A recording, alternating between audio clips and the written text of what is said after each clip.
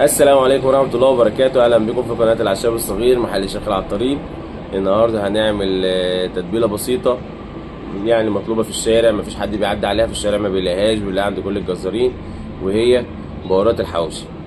بهارات الحواوشي إذا ما ظبطتش ما بيبقاش فيه طعم، لأن كلنا على طول بنقوم مايلين ليه ريحة الدهن واللية والحاجات الغريبة دي، ولكن ما بنتذوقش أي حاجة موجودة في سندوتش الحواوشي. طيب قبل ما نتكلم عن بهارات الحواوشي بس في تركه بسيطه. في جماعه سالوني ايه الفرق بين القرفه العاديه، هي دي القرفه العاديه اللي بنقول عليها القرفه الكسر، ودي السيجار، بس طبعا ما بيجيلناش الدرجه الاولى، احنا بيجيلنا اقل درجه. وطبعا نبص كده في السمك بتاعها، كل ما تبقى تخينه بالشكل ده كل ما تبقى جودتها اقل. ونروح في الاخر لحاجه اسمها بقى اللي هي الدار صيني، اللي هي اجود انواع القرفه، بتبقى خفيفه ورفيعه والتيست بتبقى بتاعها عالي، وتستخدم علاجيا، بل بالعكس ده اقوى كمان في بعض الحاجات اللي هي مثلا المسخنات لما حد يكون جسمه بردان، بعض الاطراف. فدخلنا في موضوع علاجي، يبقى انا كده معايا الثلاث حاجات. دايما لما اجي اختار بس القرفه ما اختارش التخينه، التخينه دي غير مرغوب فيها وجودتها اقل. كده نكون جاوبنا سؤال الفرق الفروق اللي هي ما بين القرفه. تعالوا بقى نعمل بهارات الحواوشي ونرجع لكم تاني بعد ما نكون عملناها. كزبره بلدي دي اول حاجه في بهارات الحواوشي.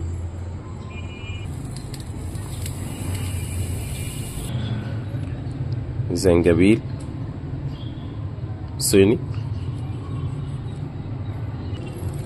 كمون بلدي، قرفة صيني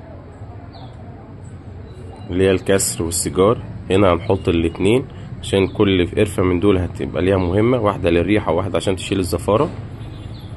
عارفين بهارات الحواوشي بتعتمد على ان يبقى فيها نسبة دهن عالية، فبيبقى فيها زفارة عالية برضو. حبهان، قرنفل، وده بيبقى صاحب النصيب الاسد في التتبيلة دي، القرنفل.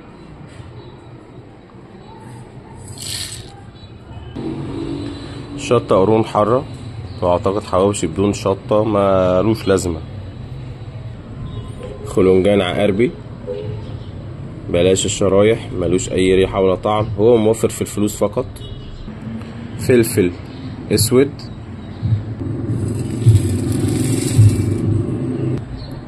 شمر بلدي. نروح بقى لتركة اليوم، وهي الخلاصة بتاعة بهارات الحواوشي عند الجماعة العطارين الكبار او المحلات الحواوشي الكبيرة، اليانسون النجمي. لو هو مش موجود او هيبقى غالي ممكن نعوضه بالشمر، نزود الشمر شوية. كافورة، جوز الطيب، زر ورد، كبابة صيني، واخر حاجة معانا ورق لوري، ورقتين 3 كده علشان تدي ريحة عالية. كده بدا الشكل النهائي بتاع بهارات الحواوشي، وقلنا التركة اللي موجودة فيه. تعالوا نطحن بقى ونشوف شكلها بعد الطحن يبقى عامل ازاي. هنطحن ونوريكم شكلها بعد الطحن. ما شاء الله ما شاء الله، اللهم بارك. بهارات حواوشي ان